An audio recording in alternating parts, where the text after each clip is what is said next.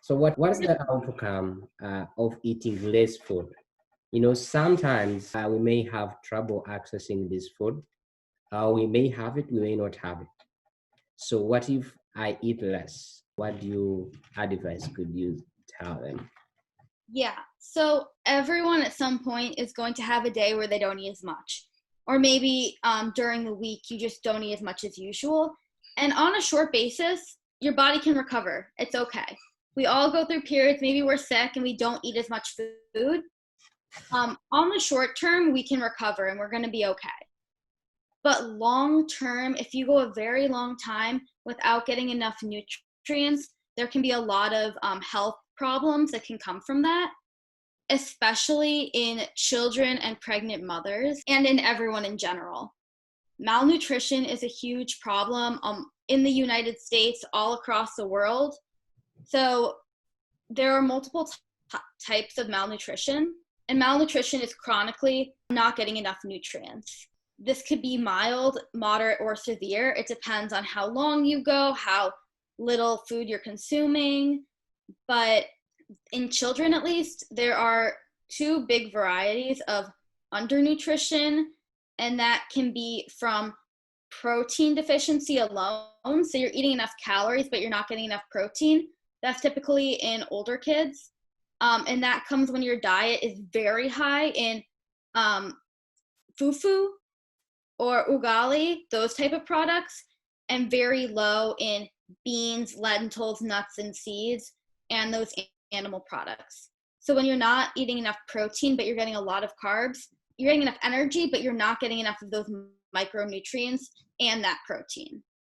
And that can cause an inability to grow. It can cause delay in mental growth and physical growth. So children are shorter. They might look like they're at a normal weight, but they're not. They actually have a lot of water inside them. They have a lot of swelling, and their bellies might be out. And that's a symptom of actually their malnutrition. They're not getting enough protein. And there's another type of malnutrition where you're not eating enough protein, but you're also just not getting enough calories overall. So you're eating very little amounts of food. That's typically found in younger children and babies. And they're very, very thin. You can tell when you look at them that they're not getting enough. They usually are shorter too. They're not growing properly. They have a delayed in mental growth. So this will decrease your immune system. So again, your body's not prioritizing your immune health that's going to keep you healthy. So they're at high risk of infection and high risk of disease. And in this case also, they could be at high risk of COVID-19. So that's eating less food. So is it the same problem if you eat more food? Like you eat beyond what you are supposed to eat? These both types of malnutrition can come from a lack of something, but you can also be eating enough calories, like I said before, and still be malnourished. In America, if obesity is an issue, where people are eating more calories than they need, more energy, they're getting more energy than they need, but they're not getting the right energy. They're not getting energy from a variety of sources, and they're not getting enough good foods that have those micronutrients in them. And again, those micronutrients are things like in fruits and vegetables, whole grains, some animal products. Those are what keeps our body going. Those are what keeps our immune system strong, our minds healthy.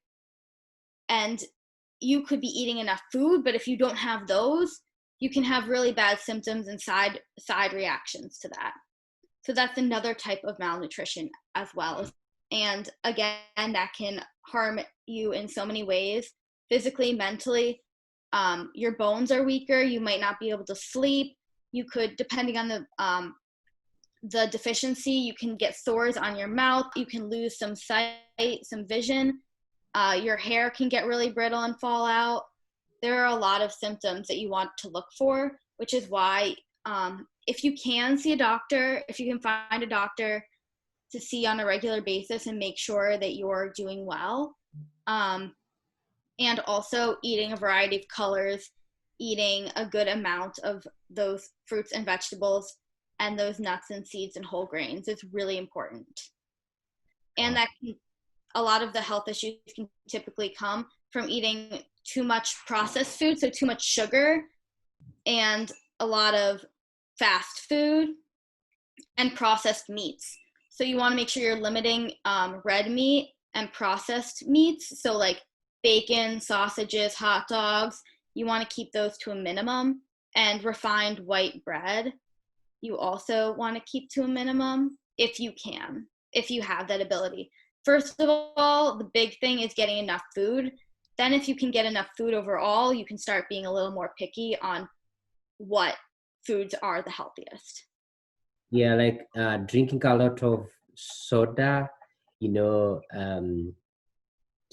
to our community, I think soda is very essential. We feel like we want it and we can have as much as possible. Is that more advisable? Is it like energy giving drink? Can that also contribute anything to our health? So soda can, if it's not diet soda, soda does have energy because energy is calories. And the reason that soda tastes so good is because it has sugar in it. It's sweet. It's sweet. It tastes good. And that sugar in the soda that makes it tastes good to us because sugar is carbohydrates, which is our energy food. But it's not a good source of fuel because it doesn't have any micronutrients. It doesn't have a lot of those health benefits. So it tastes good, but it's not good for your health. And you really want to limit the soda because soda can cause cavities in your teeth. So it can cause little holes in your teeth. It can also increase your risk for a lot of health issues. So when we think about drinks that we want to have, we want to limit that soda and we want to focus on drinking water. We want most of our energy and our carbohydrates to come from food that we can eat, not drink.